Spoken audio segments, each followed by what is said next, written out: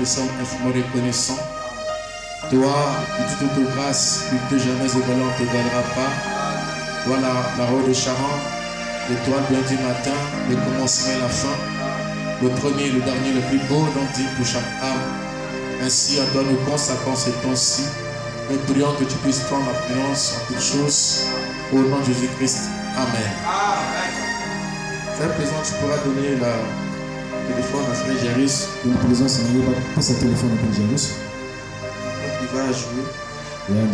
Le Seigneur bénisse tous. Le Seigneur vous comble. Alors, on va lire dans Colossiens. Colossiens 1, verset 15. Il est l'image du Dieu invisible. Le premier-né de toute la création. Car en lui a été créé toutes les choses. Ils sont dans les cieux et sur la terre. Les visibles et les invisibles. Trône, dignité, domination, autorité. Tout a été créé par lui et pour lui. Il est avant toutes choses. Et toutes choses subsistent en lui. Il est la tête du corps de l'Église. Il est le commencement, le premier-né d'entre les morts, afin d'être en tout le premier. Car Dieu a voulu que toute plénitude habitât en lui. Prions, Dieu notre Père, ta parole, je te lis. Nous savons qu'au Dieu de gloire, n'importe qui est intelligent peut lire cela, c'est de gloire. Mais la révélation n'est que l'apanage de gloire, divin roi. Viens et prône ta parole. Que ce ne soit pas un homme qui va parler, mais le Saint-Esprit fait s'exprimer. Oui, tu prends la finance en toutes choses. Au nom de Jésus-Christ. Amen. Oui, j'avais ce pas sur le piano. Toi, tu passes à la technique. Là, j'ai pas trouvé un bon son. Je me donne un peu le passe. J'ai pas trouvé un bon son ici. Amen. Le Seigneur bénisse richement. Nous allons, à la grâce de Dieu, essayer de continuer. Nous sommes en train de parler sur les mystères. Parce que Jésus a dit qu'il vous a été donné à vous de connaître le mystère du royaume des cieux. Mais à eux, tout leur passe en parabole. Afin d'accomplir Esaïe qui dit, ils ont des oreilles pour entendre et ils n'entendent pas. Ils ont des yeux pour voir mais ils ne voient pas.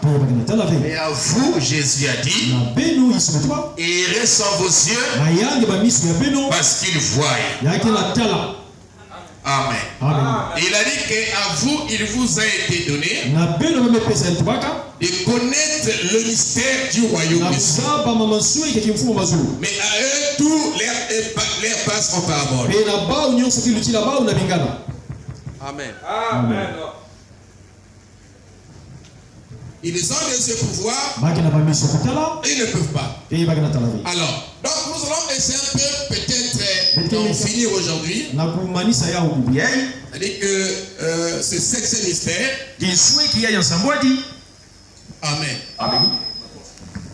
Ce septième mystère. Là, les micros sont étouffés. Amen. Donc le septième mystère consiste. C'est le mystère de Dieu. Ou de Christ. Étant la plénitude incarnée de la divinité. Amen. C'est ça le septième mystère. Alors, je vais lire les prophètes ici pour continuer. Le septième mystère, c'est celui de Dieu, soit de Christ, en tant que plénitude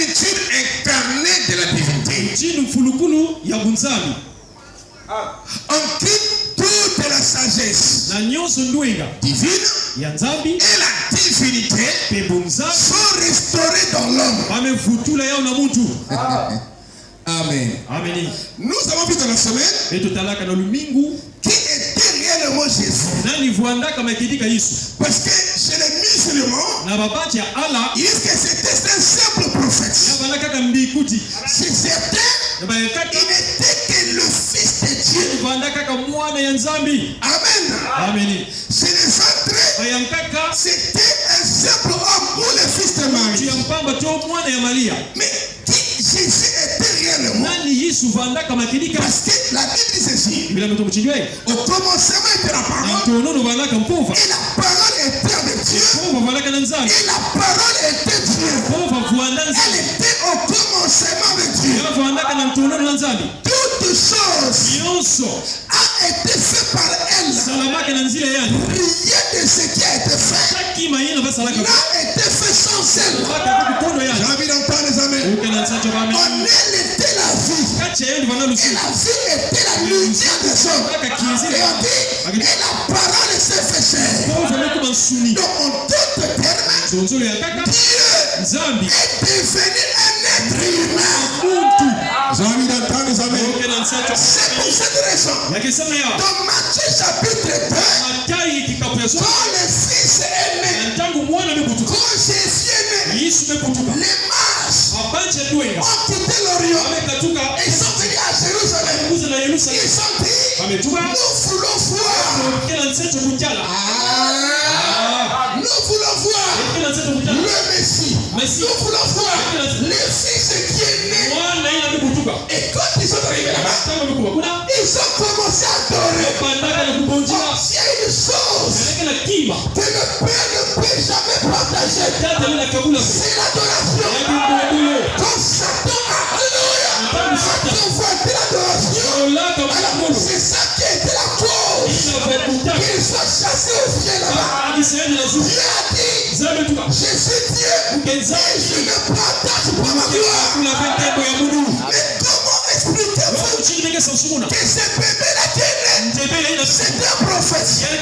Comment expliquez-vous que ce bébé qui est né, c'est un simple fils? Mais comment expliquez-vous qu'on puisse les vénérer? Qui était-il donc? Pourquoi on les vénérer? Alléluia. Ils ont dit les mages, nous avons vu son étoile en Orient et nous sommes venus pour l'adorer. Adorer qui? Dieu dans une chérubin. Alléluia. Et qu'est-ce qu'ils ont apporté? Ils ont apporté l'encens, la myrrhe et l'or. L'or était le symbole de la divinité. Donc ça montrait que ce bébé-là était Dieu. J'ai envie d'entendre les amis. Amen. Pendant qu'il plairait dans les mains de Marie, c'était Jéhovah qui était en train de plairer dans le temple. Dieu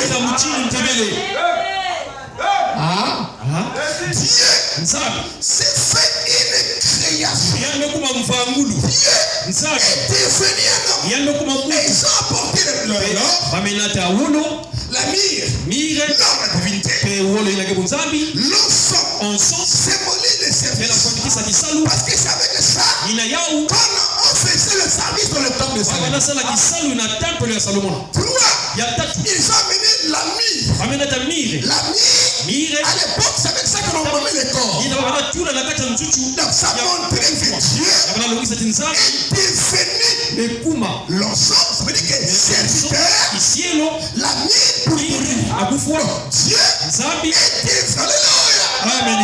devenu serviteur pour mourir.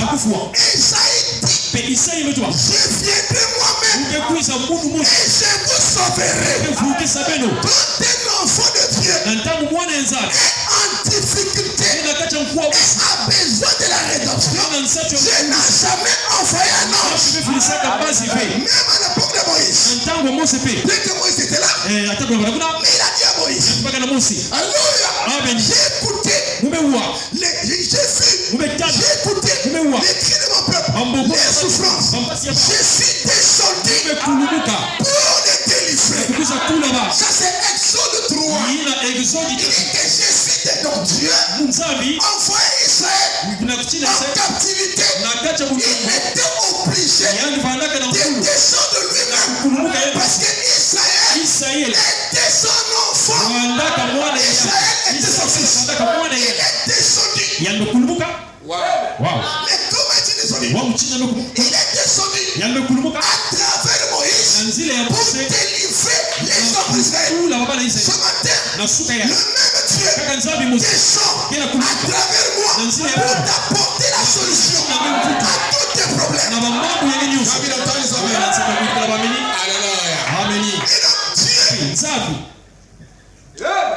Jésus a dit, si vous ne connaissez pas qui suis-je, moi le fils de l'homme, vous mourrez dans vos péchés. La première révélation pour un croyant qui adore Dieu doit connaître, c'est celle de la divinité. Parce que vous ne pouvez pas adorer quelqu'un que vous ne maîtrisez pas. Vous voyez, les mages, quand ils s'approchaient, ils savaient qui était ce bébé-là. Et même Hérode a tremblé. Il dit, allez suivre les enfants qui sont nés entre 0 et 2 ans. Parce qu'il savait que ce bébé-là était puissant. Il était le roi des rois, le seigneur des seigneurs. Et alléluia! Quand ils sont devenus, même Marie était surprise de voir que les mages ont commencé à vénérer un bébé. C'est pour la première fois depuis que la terre existe que les gens ont adoré un bébé. Même les anges, ils ont adoré Jésus. Vous savez ça, non? Vous comprenez ça? C'était la première fois. Oh, chez les Juifs, c'est-à-dire que l'adoration, même jusqu'alors, c'est en esprit et en vérité. Mais c'était la première fois qu'on voit un homme, une personne qui est née, et qu'on vient le vénérer. Qui était-il? Est-ce que les musulmans ont raison? Alléluia! Frère Branham me dit, ce bébé-là avait la plénitude de la divinité. Alléluia. Il était la parole, le corps parole de Dieu. Parce que Dieu est esprit. Dieu est la parole. Et cette parole c'était fait chair. Et c'était Jésus. Celui qui m'a vu a vu le Père. Jésus était le tabernacle, le corps de Dieu que Dieu avait créé. Et qu'est-ce qu'il a fait? Il a pris cette forme-là. C'était pour sauver les hommes. Parce que ce n'est qu'un parent de l'homme qui pouvait délivrer l'homme. Et tout l'homme a péché. Ne pouvait le délivrer. Ne pouvait le sauver. Ne devait qu'être son parent. Donc Dieu est notre parent. Dieu est notre papa. Il est descendu lui-même pour chercher son fils. Comme il était descendu dans la fournaise ardente. Quand on a pris Meshach, Shadrach, Abednego, on les a pris. On les a mis en difficulté dans une fournaise ardente. Dieu regarde au ciel. Amen. Il dit aux anges, regardez sur la texte, mes enfants,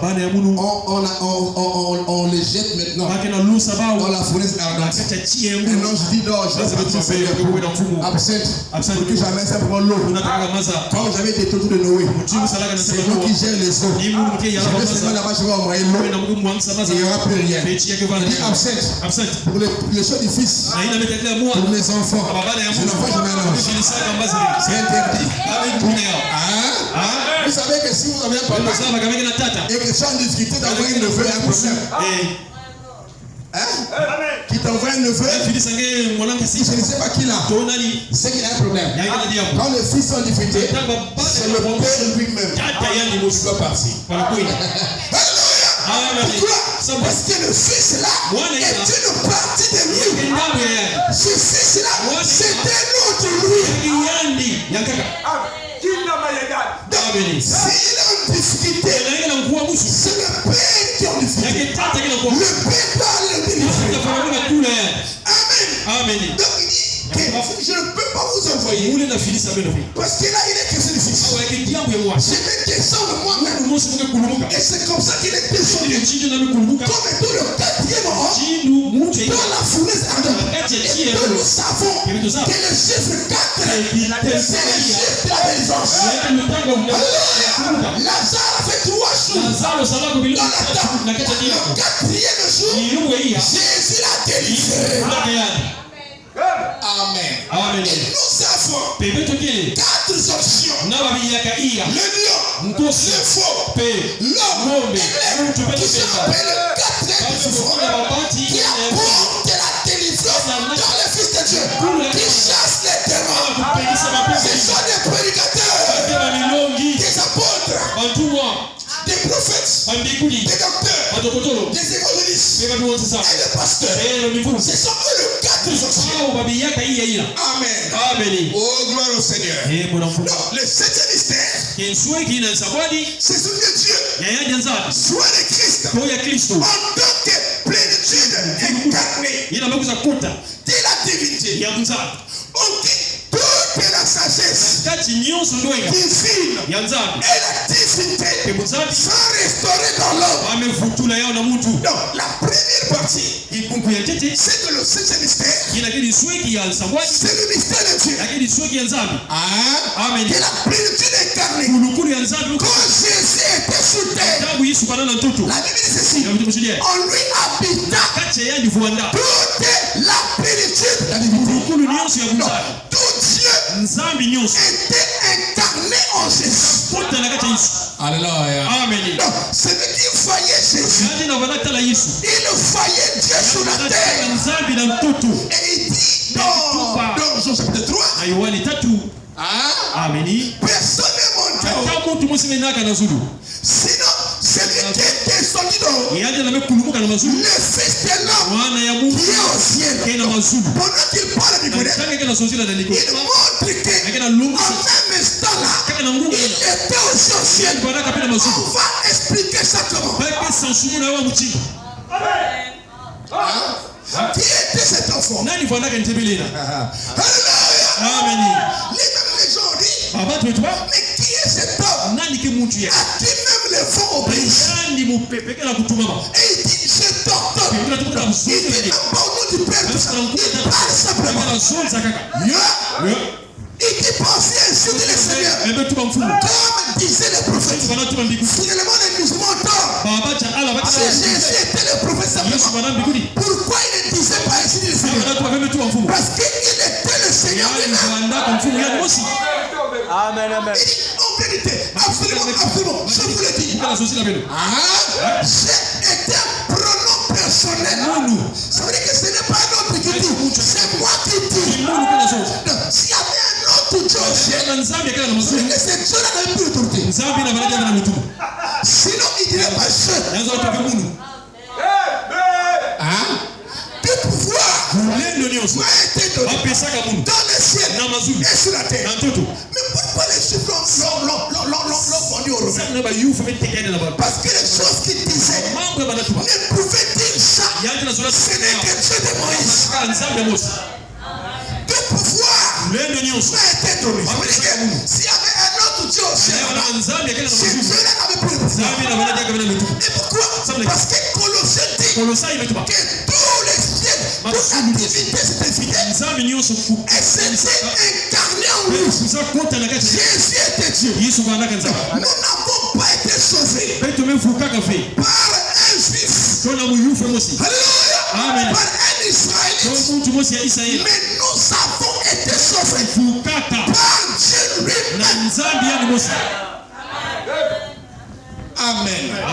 Maintenant, dans ce grand mystère, dans la phase 2, la première phase, c'est que Dieu devait devenir un homme dans ce plan-là. Et il devait, n'est-ce pas, venir comme étant la plénitude de la divinité. Ça, c'est un Dieu devenant un homme pour mourir. Voilà, ça c'est un. Maintenant, la deuxième phase, c'est que le contenu qui est en lui, le même Saint-Esprit qui est en lui, devait revenir sur le croyant. Est-ce que quelqu'un m'entend? Amen. Donc, le septième mystère, c'est celui de Dieu, soit de Christ, en tant que plénitude incarnée de la divinité. On dit toute sagesse, toute la sagesse divine et la divinité sont restaurées à ton ordre. Donc la première phase, c'est comme Adam avait péché, Dieu l'avait chassé. Il avait mis les kérubins pour garder la défaite. Nous le savons, selon Genèse. Amen. Pour que ces hommes, Adam et sa femme, ne puissent plus prendre le fruit de la défaite. Il a placé les kérubins. C'est pour montrer que le chemin vers le retour, le chemin vers la vie avait été barré. C'était pas accessible. Et qu'est-ce que ça attendait? Ça attendait la mort d'un innocent. C'est-à-dire, celui qui devait rédempter l'homme ne devait pas être participant du péché qui te brûle. Sinon, il serait comme moi. Pourquoi Moïse ne pouvait pas rédempter l'humanité? C'est ce que non plus. Daniel non plus. Parce que tous sont nés dans le péché. Conçus dans l'iniquité. Venant en disant les mensonges.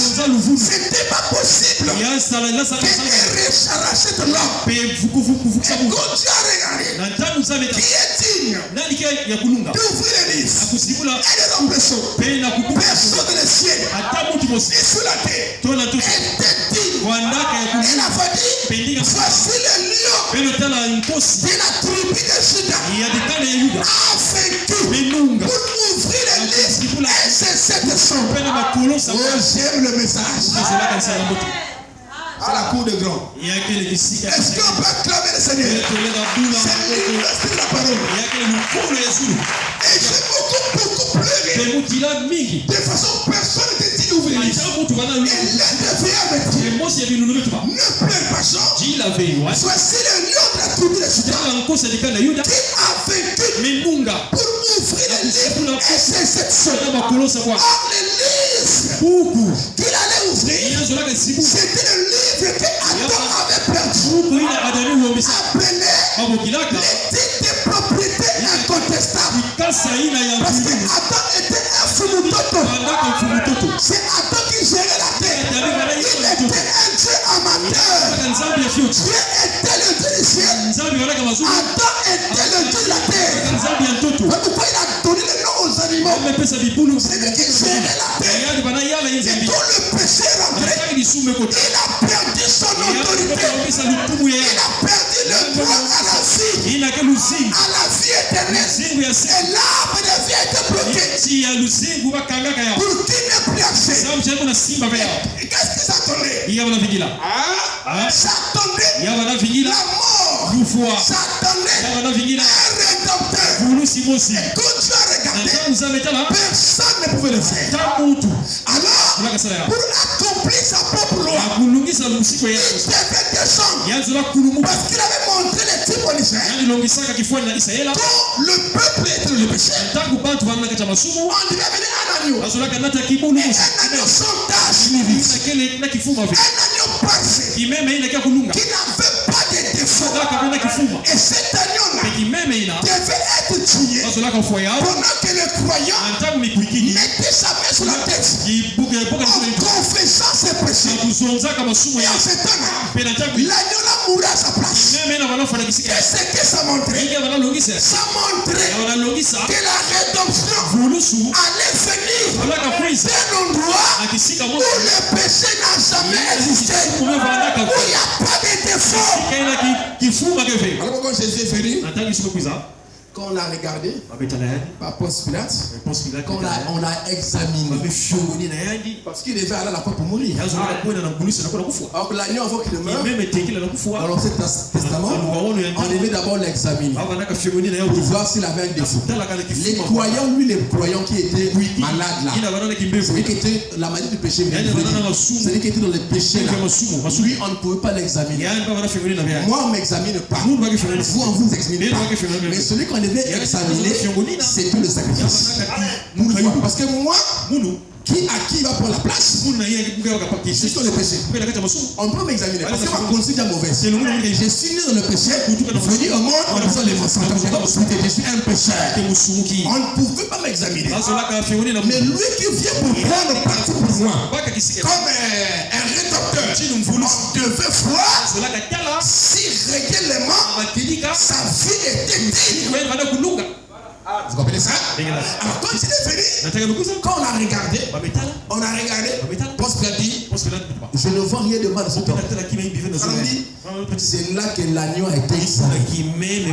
Parce qu'il dit, je ne vois rien de mal dans ce temps. Il était sans péché, il était parfait, alors il était prêt pour monter à la porte. Notre agneau. Pour faire quoi? Pour prendre notre place. Donc, quand il va là-bas, on l'examine. Quand on voit qu'il n'y a rien, il va la croix, il meurt. En ce temps-là, tous mes péchés sont balayés. Frère Branham dit que même le péché que j'ai fait hier, que j'ai fait aujourd'hui, que j'ai fait demain, tout ça, Jésus a déjà payé le prix. Nous ne sommes pas les pécheurs. Jésus meurt. Jusqu'à là, il y a des gens qui croient qu'ils sont pas les pécheurs. Priez pour nous pour prêcher quel pécheur? Quand Jésus meurt, celui qui reçoit Jésus ne devient plus un pécheur. Même quand il commet, ce sont des erreurs. Parce que le péché, c'est l'exécution de la parole. Et Jean a dit, vous qui croyez dans le péché, si tu es encore là, ça veut dire que tu n'as pas encore accepté le sacrifice. Et c'est pas possible qu'une personne qui a accepté Jésus tombe dans le péché. C'est pas possible. Mais c'est pourquoi il est mort. Amen. Alors quand Jean a dit, voici l'agneau de Dieu qui ôte tout le péché du monde. Lui, l'agneau est venu, il est mort. Il a déjà ôté le péché. Mourant, il a emporté les péchés au loin dans la main publique. À quel moment le diable est allé faire cela pour qu'il fasse son péché? À quel moment? Lui, il est mort, il a emporté les péchés au loin, il m'a justifié, il ne fait pas un travail à moitié, je ne peux plus être pécheur. Un croyant ne peut pas être pécheur, et encore appelé chrétien, ce n'est pas possible. Amen. Alors, quand il est mort, le prix était payé, et Jésus a affronté le chemin de Kiriba. Parce qu'il fallait donner accès à l'arbre de vie pour que l'homme puisse vivre à l'éternel. Et cet arbre de vie était lui-même. Parce que Jésus s'est représenté comme arbre de vie dans Jean chapitre 6. Il dit, si quelqu'un me mange, il ne mourra jamais. Il mourra la vie éternelle. Il est démontré que c'était lui l'arbre de vie dans la Jésus. Où quelqu'un le mange, il ne peut jamais mourir. C'est pour ce matin, vous êtes heureux. Parce que vous êtes venus manger la parole qui est l'arbre de vie. Vous ne pouvez plus jamais mourir. Si quelqu'un vous dit, frère Branham Loba, si quelqu'un vous dit que frère Branham est mort, ne le croyez pas. J'étais mort il y a longtemps. Quand je me suis converti, c'était là ma mort. La mort en Christ pour tuer le vieux homme. La femme des bâtiments, le mari des bâtiments. Quand David avait fait pour prendre cette femme-là, il fallait que David, sur son mari, il tue le vieux homme. Et quand le vieux homme est mort, Uri, non, c'est Uri, non? Voilà. Quand il est mort, alors quand il était attesté qu'il est mort, parce qu'il avait dit à Joab, place le devant qu'il meurt. David devait le tuer. Parce qu'il avait besoin de sa femme. Est-ce que c'est bon? Et quand Uri est mort, David a pris bâtiment sa femme. Frère Bernard me dit, l'Ancien Testament était l'homme des choses à venir. Or, Bathsheba, c'est l'église. Parce qu'une femme dans la Bible représente l'église. C'était l'église, mais qui était liée à un vieux mari, qui était lié à la cigarette, au chant du monde, qui était son premier mari. Mais Jésus ne pouvait pas nous épouser. Et dans ce moment que le vieux homme est encore vivant, qu'est-ce qu'il fait? Il tue d'abord le vieux homme. Si vous voyez un homme qui est seulement ce qu'il est tellement, c'est qu'il n'est pas encore mort. Si vous voyez un homme qu'on est insulté et qui répond vite, qui ne sait pas, sachez-le qu'il n'est pas encore mort. Parce que mon Dieu, il n'y a pas de mort vivant. Si tu es mort, tu es mort. Et quelqu'un qui est mort, il est inerte. Quand vous l'insultez, il ne réagit pas. Parce que c'est un cadavre qui est là. Mais si on te parle, un mot dans 1000 mots, s'il n'est pas encore mort. Et ce que nous voulons, c'est la mort. La mort en soi. Continuez là. Tu ne mourras plus jamais. Si quelqu'un vous dit que je suis mort, il ne faut pas rien. Parce que le mort en Christ dort. Paul dit, nous ne vivons lors de la venue du Seigneur. Nous ne ferons pas obstacle à ceux qui dorment. Car le Seigneur lui-même a un signal donné à la voix de la conche et au son de la trompette de Dieu. Les morts en Christ, il les appelle ceux qui dorment. Comme il avait dit à Lazare qu'il va dormir. Et ils n'ont pas compris ça. Il fallait changer le langage des hommes. Lazare est mort. Le premier langage, c'est la parole. Parce que les chrétiens ne meurent pas. Les chrétiens dorment. C'est Jésus qui est mort et ressuscité. Alléluia. Amen. Moi, j'ai plus ça. La vie de l'homme, la vie du croyant, c'est sur les radios. Les radios. Amen. Amen. Qui n'est-ce pas? Qui ne meurt pas, qui continue à travailler. Dans même temps, les frères, également. Là-bas, il continue. Parce que Paul dit, si ce temple-ci dans lequel j'ai vu est détruit, nous allons un autre vous comprenez ça? Et donc, Christ est mort. Et quand nous mourrons, nous tuons le vieux homme. Amen. Comment ça se passe? En acceptant la parole. C'est Christ qui tue ça. Oh non, comment je peux te changer? Tu ne peux pas rien faire. Ton problème, c'est d'accepter le message. Le message et la parole là, tu iras le vieux homme en toi qui aime encore le monde, qui aime encore le combinage. Il va tuer ça. Le gros mystère, le gros problème, c'est d'accepter simplement la parole. La parole est puissante. La parole, c'est l'adversaire de Satan. Il tue tous les parasites du péché. Qui a cru à ce qui est annoncé? Ça le bon problème. On peut annoncer, on peut prêcher, mais qui a cru? C'est ça le problème. Qui a cru à ce qui était annoncé? Qui a reconnu les voix de l'Éternel? Comme quelqu'un croit à ce qui est annoncé, alors le droit de l'Éternel peut se révéler à partir de sa puissance. C'est son esprit. Mais qui a cru? Amen. Frère, il dit ceci. L'absolu, 30,62. Il dit 150. Il dit alors, quand nous savons que nos actions sont exactement en accord avec la parole, Nous savons que notre enseignement est parfaitement en accord avec la parole. N'ajoutez rien. Ne retrochez rien. Que ça soit simplement la parole. Montrez-moi un endroit où on ne prêche que la parole. Parce que Bible a dit que n'ajoutez point, ne retrochez point. Pour que la personne soit parfaite, il doit manger que la parole. Parce que la parole, c'est la nourriture des brebis.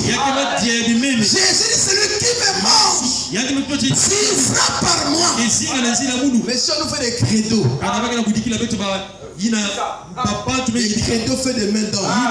Et on te donne ça.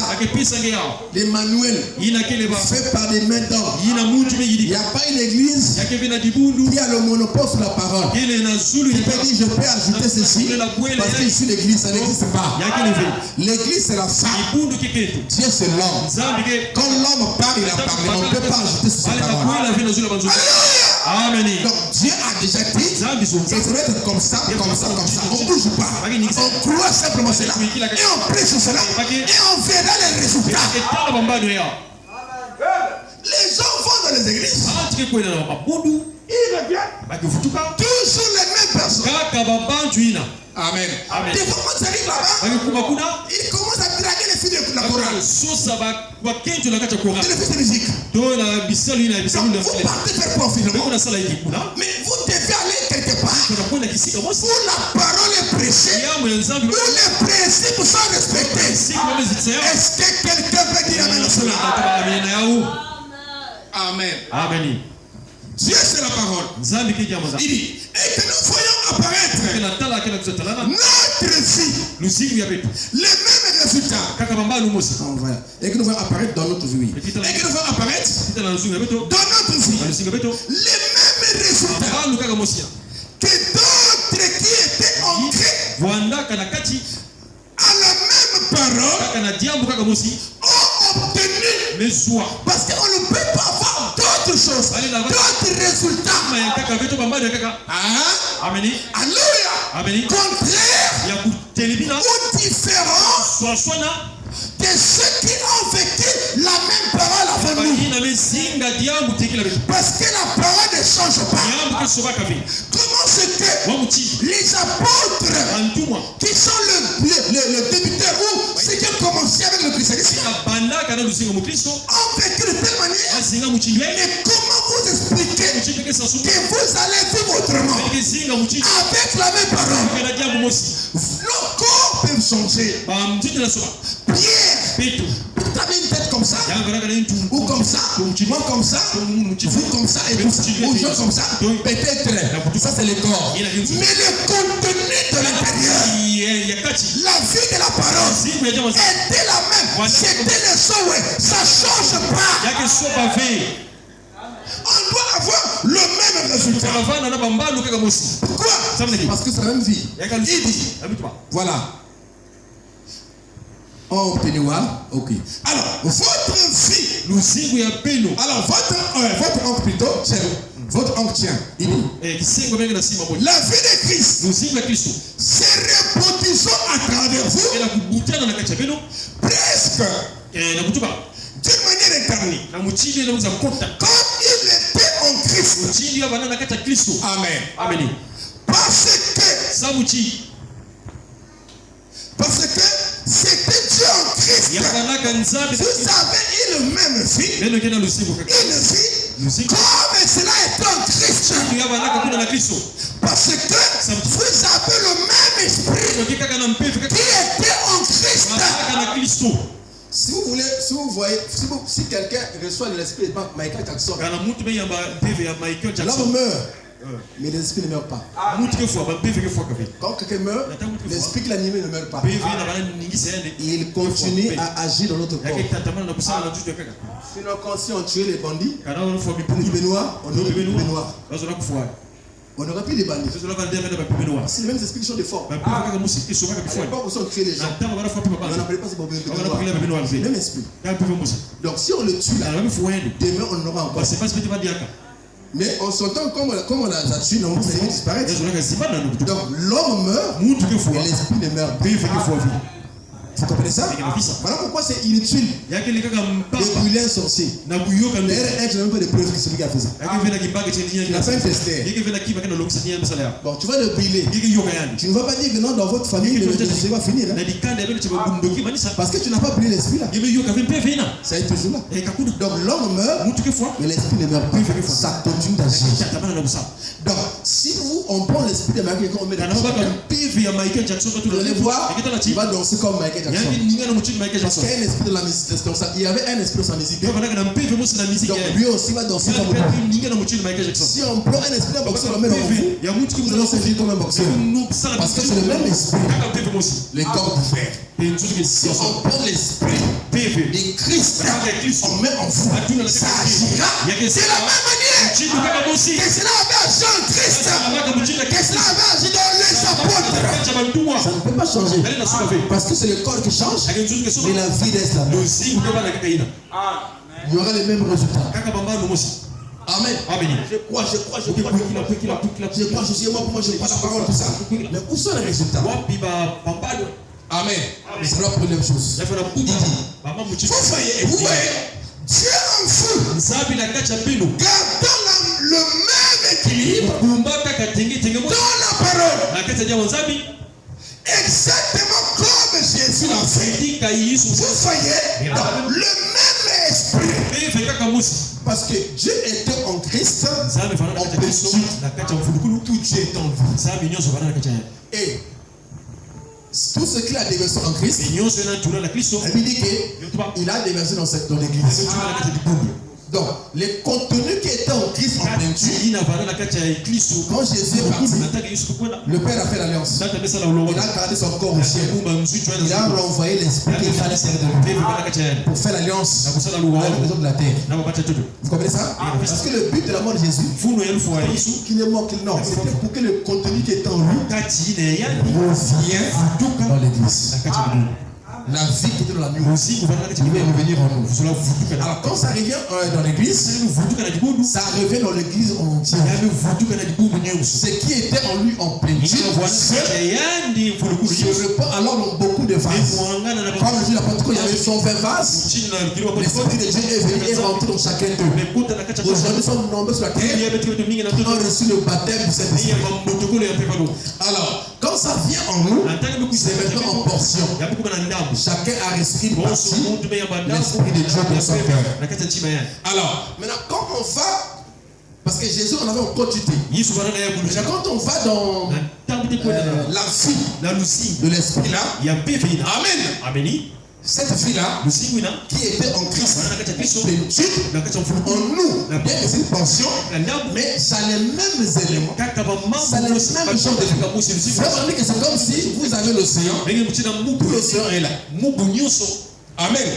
On appelle ça plénitude. L'océan. Vous avez l'océan qui est là. Tout ça. Et on appelle ça, c'est la mer. En gros, on dira, c'est la mer. Maintenant, si vous allez là-bas, vous prenez un gobelet de l'eau de la mer ou une bouteille. Vous l'amenez chez vous.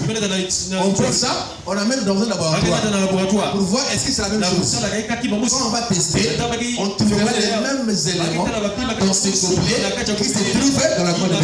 C'est-à-dire que si, alléluia, chaque énergie qui était là est dans ce gobelet-là. Donc, si c'est qui dans la mer là-bas, vous pouvez accomplir telle chose, ce gobelet aussi, bien que portion, sera la même chose. Vraiment, Jésus a dit, les œuvres que j'ai faites, vous les ferez aussi. Si vous avez une église qui n'a pas de puissance, sortez là-bas. Parce que notre chauffeur est un chauffeur de miracles. Il fait des miracles. Il agit. Il a dit jusqu'alors mon père a dit. Alléluia. Et là où Dieu se trouve, il y a toujours des signes et des prodiges. Parce que c'est le même Dieu dans la continuité. Amen. Amen. Donc vous allez voir la même vie. Oh non, moi je ne suis pas Jésus. Oui, si on voit peut-être ton corps, ta forme, on va dire que tu n'es pas Jésus. Mais le contenu, la vie qui est à l'intérieur, c'est le même Zoé. Dieu n'a pas de vie. C'est le Zoé. Amen. C'est la même vie qui est en Jésus. Moi je n'arrive pas à le suivre. Il va arriver. Si Paul est arrivé, si moi je suis resté célibataire longtemps, même quand je suis devenu pasteur, j'ai fait 8 ans célibataire. Je suis arrivé. Amen. Beaucoup de gens arrivent. Comment toi tu dis qu'il ne faut pas arriver? C'est pas toi. Ça prouve que tu n'as pas encore reçu Jésus. Si tu reçois Jésus, Jésus arrivera. En toi, il n'y a pas d'excuse. Tout le monde sont pareils. Ils sont dans le péché. Mais il y a des gens qui épaulent leurs défauts. Amen. Quand vous dites que moi je ne suis pas Jésus, moi je ne suis pas un tel, je épaule ton défaut là. Parce que toi tu n'es pas le premier jeune qui a pris ce message. Il y a des jeunes comme vous qui ont passé la Bible le message et on a la position. Toi aussi je peux le faire. Le problème c'est de croire le message. Tu ne crois pas. Des personnes en l'air. Tu es avec des païens, vous regardez un peu les films X et tout ça, et je t'incite et tout ça, tu commences à acheter des copines. Ça c'est pas la parole. Est-ce que vous m'écoutez? Est-ce que vous m'écoutez? Amen. Jeune homme, livre ton corps dans toute la débauche. Comme dit Salomon. Mais livre ton corps dans la zone de ton cœur. Dans le zone de ton cœur. Fais tout ce que tu fais. Mais sache-les. Qu'un jour, je t'appellerai au jugement. Aucun péché ne peut rester impuni. Alléluia. Et dans votre pensée, vous devez trémoler les pensées de Christ. Pas vos pensées à vous. Parce que tout commence d'abord dans la pensée. Quiconque vous regarde une fois pour la convoiter, déjà, ça c'est Jésus. Moïse a dit, je ne commettrai pas Dieu. C'était l'acte. Amen. Mais Jésus dit, quiconque convoite une femme a déjà commis adultère. On a fait l'acte dans le sens mais dans la pensée, il a déjà péché. Donc voilà pourquoi la plus grande bataille jamais livrée. Le prophète dit, c'est dans la pensée de l'homme. L'homme est la pensée de ce qu'il pense. L'homme agit d'après les pensées. Même si je dis par exemple, bon, je vais aller chez le pasteur, je vais penser ça. Amen. Tu ne peux pas venir chez moi tant que tu n'as pas encore porté la pensée ça. Je pense d'abord, je dois aller chez elle. Je dois penser ça. Et puis cette pensée-là se matérialise. Amen. Tu commences à y aller. Parce que tu dois d'abord penser ça. Tout se passe dans la pensée. Pourquoi Satan connaît que la première chose qu'il fait, c'est de vous attaquer dans la pensée. Dieu est dans votre cœur. Il contrôle tout le reste. Parce qu'il est le seul et ça. Le paille peut être là, la chair peut être là, l'esprit peut être là, mais celui qui se retrouve, c'est celui qui chauffe. Quand les pensées arrivent là, ne laissez pas ça, que tombe la l'oiseau, qui tombe là et puis commence à pomper le soleil. Non, quand la pensée là vient, ayez la capacité, par la parole que vous écoutez, de refléter ça. Parce que l'homme ne peut jamais pécher avec la parole. Amen. Amen. L'homme peut pécher, il va laisser la parole. Parce que vous savez la parole. Donc, dès que les péchés arrivent, il y aura bataille entre ce que vous savez comme parole et lui qui vient. C'est l'anniversaire. La plus grande bataille jamais livrée n'a pas commencé depuis le ciel. Lucifer et Dieu. Et ça se passe dans votre pensée. Ça ne peut pas venir et puis votre défense reste calme. Non, votre défense agira là-bas. Mais non, quand votre défense va agir, vous avez un autre élément qu'on appelle le libre arbitre. ce qui est un danger pour l'homme. Le libre arbitre. C'est de faire un choix. Là, c'est terrible. Voilà pourquoi normalement même chez les croyants, ils ne doivent pas faire agir leur libre arbitre. Parce que le libre arbitre, c'est la propre volonté de l'homme de faire un choix entre des entités. Vous pouvez pas. Je pense ça. Et puis quand tu vas tomber, tu vas dire, ça ne pas toi, tu n'as pas d'insécurité. Parce que Dieu t'a fait aussi chef de toi-même. Mais c'est un choix. Amen. Mais quand quelqu'un a Christ en lui, les pensées qu'il doit faire, on dit souvent, Frère Branham, comment est-ce que je peux faire pour être toujours près de Dieu? C'est pourquoi? C'est pour garder sa pensée. Il dit, lisez beaucoup la parole. La Bible, priez beaucoup. C'est pourquoi? Parce que notre bagage sur la terre, c'est de garder la pensée. Il n'y a pas autre chose.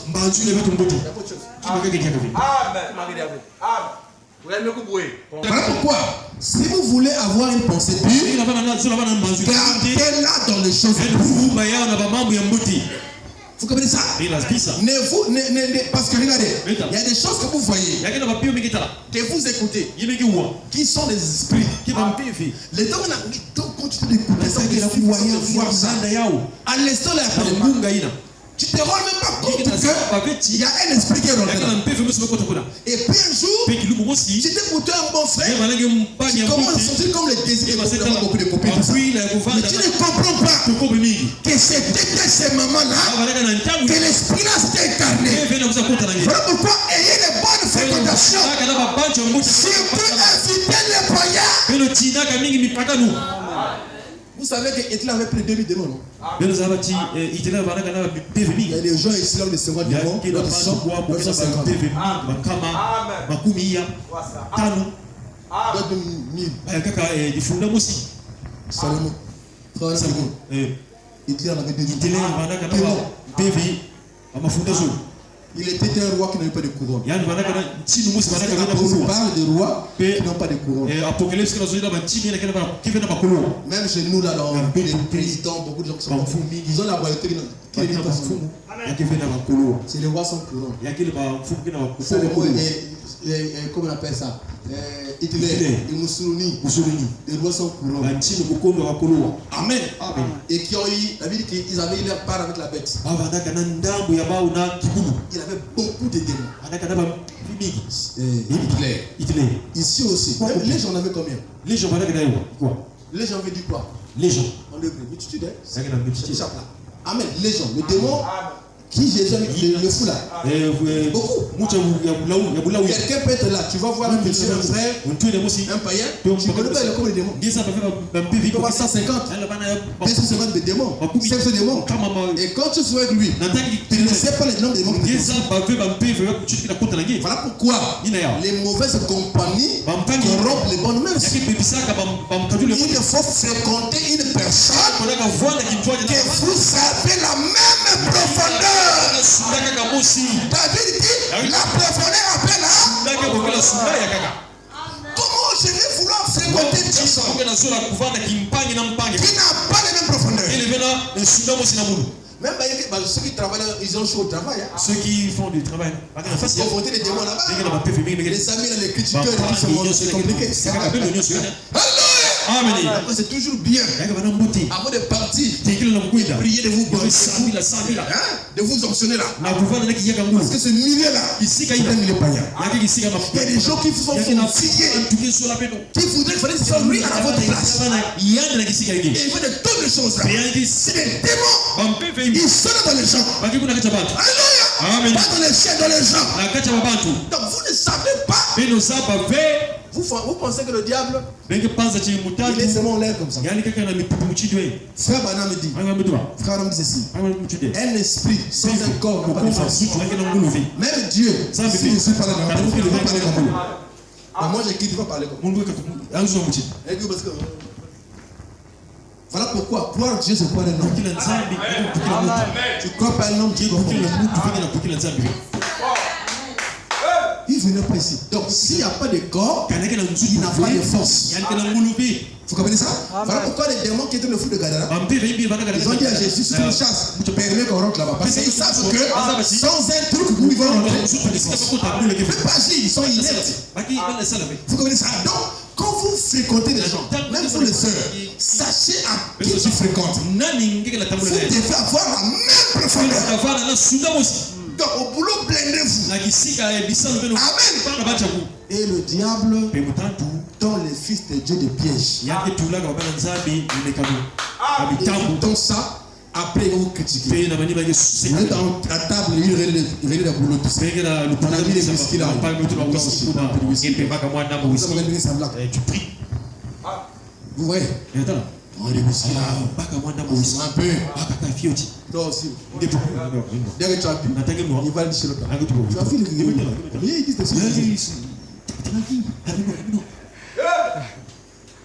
c'est comme ça. Et quand il va prendre ça, ça ne va pas s'arrêter là. Il va commencer à dire partout.